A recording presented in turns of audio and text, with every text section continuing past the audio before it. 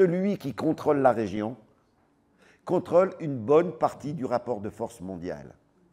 Et ça explique le malheur du peuple palestinien et la hauteur de sa résistance, la beauté de sa résistance et le drame du peuple palestinien, c'est qu'ils ne s'affrontent pas seulement, et cela depuis les débuts de la création de l'État d'Israël, à un État colonial comme a pu le faire le peuple algérien par rapport au colonialisme français.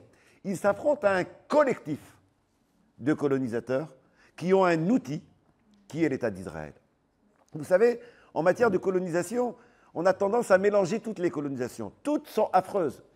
Toutes sont des colonisations qui n'apportent rien à l'humanité. Toutes les thèses sur l'apport positif de la colonisation, tout cela, je pense que les gens sont convaincus de ça ici. Par contre, on peut aller regarder un peu plus finement les différents types de colonisation. Vous avez d'abord des colonisations qui sont des colonisations d'exploitation. Il n'y a pas besoin d'envoyer beaucoup de colons. Il faut une armée pour piller et faire travailler la force de travail locale et la surexploiter. Ça a été le cas de beaucoup de pays d'Afrique subsaharienne. Puis vous avez les colonisations de peuplement, dont là, le projet est d'éradiquer un peuple et de le remplacer. Là, Israël est une colonisation de peuplement. Toutes les colonisations de peuplement sont inévitablement génocidaires.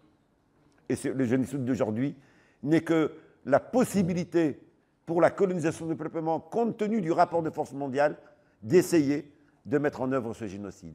Mais il y a surtout le troisième type de colonisation qui a été malheureusement trop peu étudié, qui sont ce que j'appelle les colonisations collectives.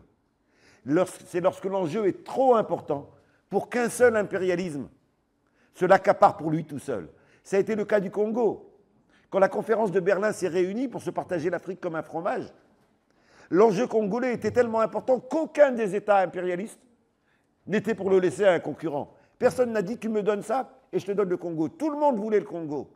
Soit c'était la guerre totale entre eux, soit ils décidaient de quelque chose de particulier. Ils l'ont confié au roi des Belges, qui l'a géré pour le compte de tous les impérialismes. Si vous alliez au Congo, vous aviez des capitaux états-uniens, vous aviez des capitaux français, alors qu'en Algérie, vous n'aviez que des capitaux français. Ça s'appelle une colonisation collective. L'État d'Israël, dès sa naissance, est une colonisation collective. Et c'est en cela qu'il est un outil, un État vassal au service des grandes puissances aujourd'hui.